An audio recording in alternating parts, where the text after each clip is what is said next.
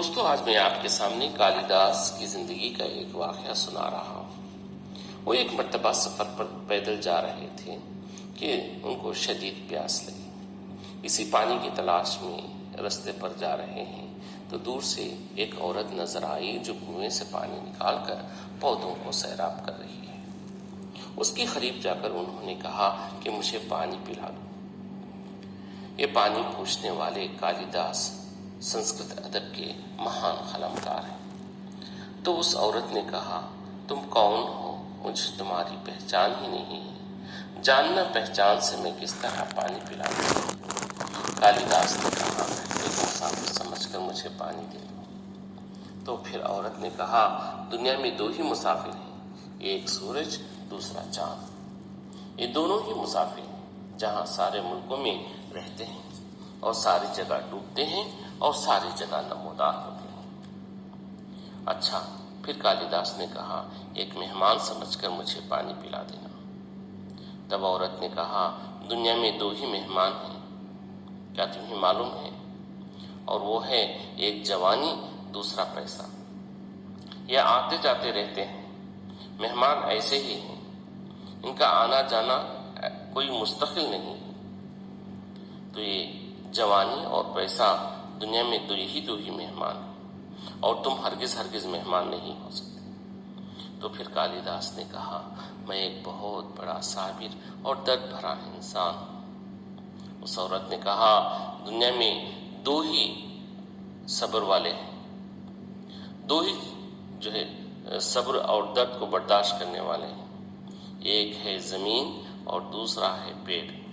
ہم پیڑ کو پتھر کتنا بھی ماریں تو وہ ہمیں پھر بھی پھل دیتا ہے، اور اس زمین پر انسان جتنے بھی گناہ کیا جا رہا ہے وہ زمین سنبھالے ہوئی ہے۔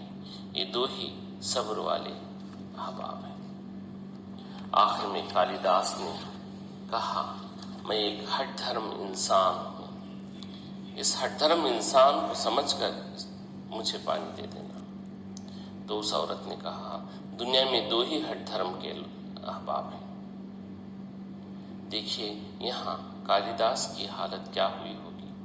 ہر ایک کو جواب مل رہا ہے۔ اگر کسی نے ہمیں پانی دینے میں دیر کر دی تو خود بخود جا کر لے لیتے ہیں، اٹھا لیں گے اور الجھنے کی کوشش نہ کریں گے۔ مگر کالیداس ہر کا جواب ہر وقت مل رہا ہے، اور آخر میں وہ کہہ رہا ہے کہ میں ایک ہٹ دھرم انسان ہوں۔ تو اس عورت نے کہا،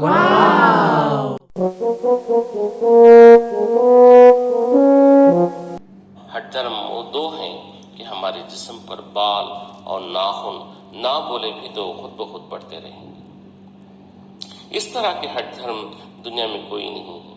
اتنا کہنے کے بعد غصے میں ڈوب گئے کالیداس۔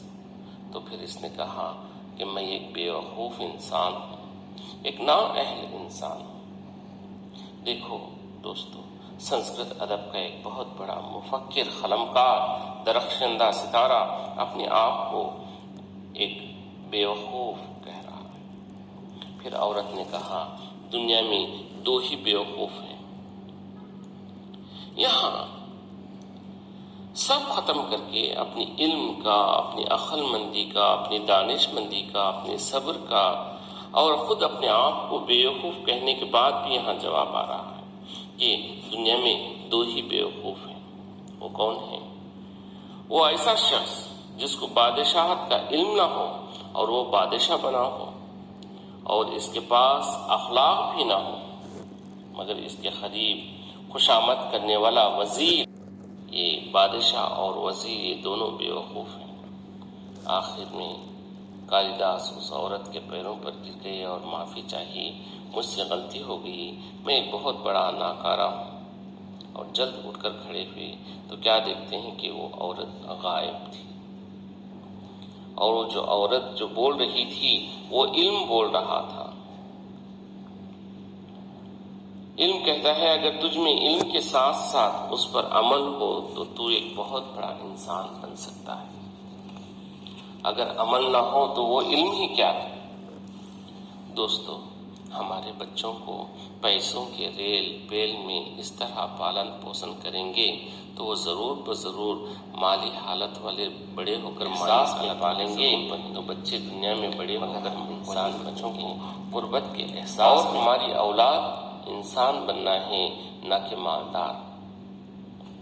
اس طرح کے منصب پر ہمارے راستے میں چلیں گے تو ہمارا علم اور ہمارا عمل، علم کے ساتھ عمل، یہ بہت بڑا راہ راست پر چلنے والا ہے اور ہماری زندگی کی کامیابی ہے.